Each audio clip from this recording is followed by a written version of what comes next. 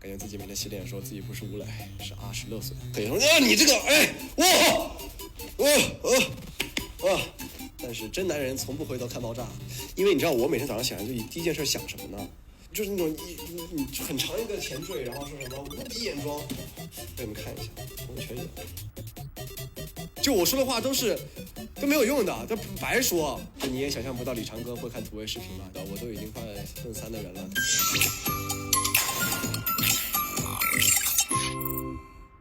腾讯视频迷妹专访的朋友们，你们好，我是吴磊。在塑造阿什勒索这个人物时，最难演绎的性格特质是什么？我觉得是阿索那种霸气不羁的那种气场之下，然后他内心的那种细腻和温柔吧，这个度很难去把握。然后还有一些就是他非常就是狂野，有时候非常就是有气场那种气质，也挺需要去拿捏的。在拍摄《长歌行》之前，除了健身之外，你有做过哪些准备工作吗？除了健身，就是日常的看剧本，然后还有很多漫画，就《长歌行》的漫画，那是为了激励自己健身，还有就是每天为了随时随刻感受到阿笋那种气质，就把那个阿笋照片贴在我的那个每天洗脸的那个镜子。就是他阿笋出狱的那个照片，不是从监狱里出来，是那个洗澡那出狱那个照片。对，每天看着他，然后激励自己，感觉自己每天洗脸说自己不是吴磊，是阿什勒索。虽然那场戏没有拍，很可惜，也好像是因为我们拍那条河发大水下不去人了，所以那场戏没有拍。不过没关系，还有机会。从搭档的角度出发，你认为迪丽热巴和李长歌这个角色有哪些相同和不同之处？相似之处就是他外形很像，就是那个痣就一模一样。有时候他一发起狠来，或者他在长歌那种坚强，在长歌那种睿智的时候，那个就是他跟他有时候就是比较认真的神情也很像。不相似的地方的话，就是他戏外他这个人吧，跟那个李长歌不太像。他有时候吧就不像长歌那样子的英姿飒爽，在现实生活中就比较像个小女孩一样，你知道吧？比较没有架子。就你也想象不到李长歌会看土味视频吧？你可以安排一个关于长歌行的热搜关键词，你希望是什么？我想就那个英师招聘或者英师招新的一个热搜，因为在我拍戏的时候一直对我们英师的就是兵力对我们英师的那种师内的那种氛围不是非常的满意。你知道英师我们表面看起来就是非常的强大，一个铁桶一样，一个铁板一样，非常的团结，但实际不是。你知道本来因为我就是第一天跟舍尔拍戏，觉得舍尔后面的那个大哥图鲁克非常的强壮，非常有气场。我说导演不行这个我也得有这样子的小兄弟跟在后面木金就是不行，看着软软弱弱的，我得要四个大猛男在我身边。然后导演就给我安排了4大金刚，4个很猛的男人，1.85米，然后你知道吧，那个肌肉都很大的那种男人在我后面，然后拍了一场戏。然后第二天我就问副导演说，这场戏我在那个巡营，为什么我那4大金刚不在？他说4大金刚没有了，只剩3大金刚了。为什么？说有一个大金刚被蜈蚣给咬了，然后就只有3大金刚了。那行吧，我说那被蜈蚣咬，那就先来2个呗，怎么着呢？咱们不能没有人嘛，对不对？然后特别好，到了第3天，我说咱们3大金刚怎么只剩2个了？他说另一个呢，还剩下那个呢，脚又崴了，就只剩2个了。剩下的2大金刚最后又有一个去串戏去了，因为横店你知道吧，他们都很忙，档期又没有档期，又串戏去了。最后那4大金刚只剩1个金刚，然后没人见到我一看，我说雷哥，我说好，我看到你我真开心，就能想象到我那就是4大金刚就只剩那1个孤零零的在那儿，所以到最后我看成片的时候，几乎就没有4大金刚凑齐的镜头，就感觉我们英师就。你知道吧，人力方面，人事部门就不是很厉害。还有就是，讲起我们英师，就是你知道吧，不成事的兄弟们，那是讲不完。就是如果可以，我希望英师招聘可以上个热搜。对。拍这部剧的时候，你认为最辛苦的地方是哪些？拍哪一场戏是最辛苦的？工程的戏比较辛苦吧，就每天都坐在马上晒太阳，然后其他的就还好。然后可能库里台那一部分的戏，那几集戏都比较辛苦，因为打戏比较多，然后。而且那几集有比较浓烈的情感所以说那几集戏我们主创都拍的比较用心吧，然后费心费力一点。其实没有最辛苦，主要整个那几个月经历的事儿就只有一个字，就是热其他就没别的了。辛苦大家都辛苦。吴磊会和哪个角色成为朋友？他们那天有人问我说，就是如果你要选择人做朋友，然后列了一堆就是我角色，然后最后让我排序，就是你会选择跟谁做朋友？阿笋会是排最后的一个。就是谁做朋友最好，那阿笋肯定是能排前几的。但你要选择跟谁做朋友，阿笋肯定排最后，因为阿笋他是一个生人勿近的人，就很少有人能够真的走到他内心，或者说看到他比较温柔、比较受伤的一面。我见到阿笋，我估计看不惯他，就是板着个脸在那儿，因为我感觉他天下最厉害一样。但当然，如果跟他已经成为朋友了、熟了，跟他吃上肉、喝上酒了，那肯定是出生入死的好兄弟，两肋插刀。大家看完《长歌行》都说吴磊长大了，你是怎么理解自己这几年的成长的？我都已经快奔3的人了，他们才说我长大了。那怎么着到30岁才能长大还是怎么？但我觉得我也挺开心的吧，就是能让大家通过这个戏看到我的成长。然后的确，我看阿笋的确也是有一些过去的角色身上没有出现过的气质，我觉得这是一个比较正面的评价。然后感谢大家。这部剧对你来说，在你的演员生涯中有什么意义？这个戏应该会给我留下很深的印象，我觉得我这辈子应该都忘不了这部戏，因为它对我来说就像一段奇妙的冒险一样，就是很奇妙，然后最终得到了一个还可以接受的结果吧。希望后面的剧情可以让观众们越来越喜欢。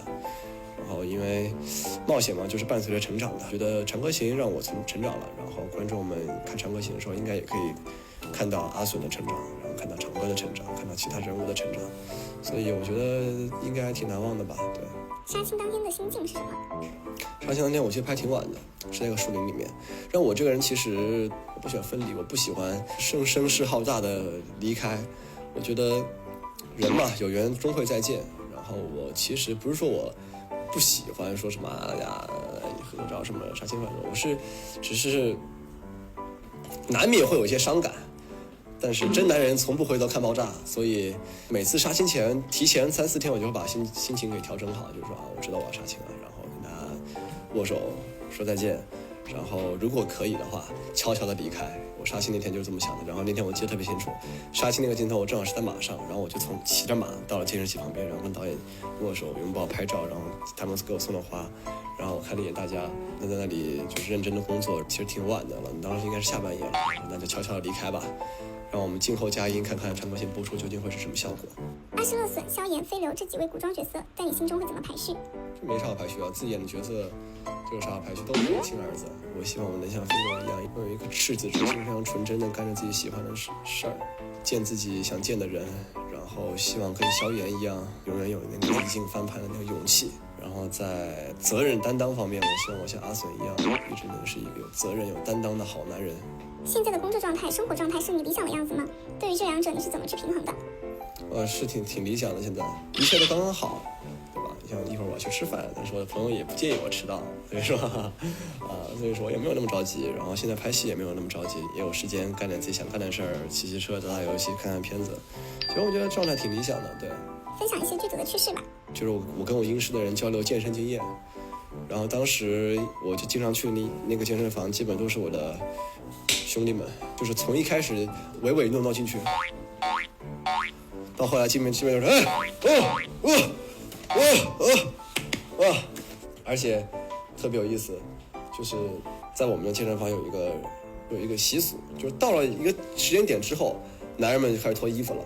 我不倡导这个行为啊，仅限在我那个，因为我每次去我都会包一个，就是那个房间里面。然后到了晚上10点半的时候，健身房已经下班了，但我那个健身房的那个国中哥，假如我要练，他会就是延长那个关门的时间，让我的兄弟们有时候也会在那陪着我。就是如果你见到那个场面，你就会发现非常的那个就是哲学，一堆光着膀子大汉在那，哎呦你这个不错呀！我说哎，我这个最近成果是还可以。说哎你这个哎哇，这是我们就是比较有趣的一些场景，然后历历在目。说出剧组中最典型的一个干饭人吧。娃儿，对，每天都在吃喝练，然后每天都在跟我说，哇兄弟，哇你快来看啊，我发现一个什么好好吃的，哇发现一个什么好好玩的。我说你真有空，就是同学又是朋友又是同事的，你又不能不理他，对吧？还得维护之间的关系。唉，做人真累。开玩笑啊，我跟他关系很好，就我俩就是这样子互损的一个关系。然后明天我还要跟他一起约着录一个 reaction。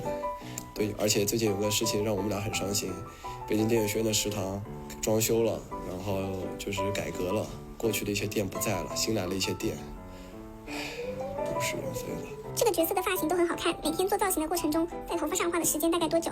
都挺长的，反正每天都有人在给我那去搞那个头发，2个人在后面在那但其实有一点很厉害，给给我编头发的人是2个大哥。拍长歌行的时候，有没有加一些自己的小巧思或者小细节？比如说只有木金在的时候，阿松可能会放松一点，然后有木金以外的人在的时候，可能就会还是会有一些架子。然后呢，木金也可能是唯一一个可以跟他聊一些有的没的呀，一些家长里短啊，一些就是真的好兄弟之间会八卦的事儿。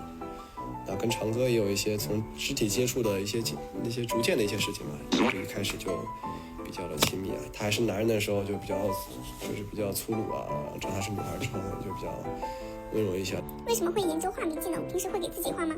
画眉技这个事儿是我从来不给自己化妆，这第一。第二就是画眉技就是这个，我总觉得画眉毛很简单，因为我就拿个笔的，而且要像铅笔，然后在那画。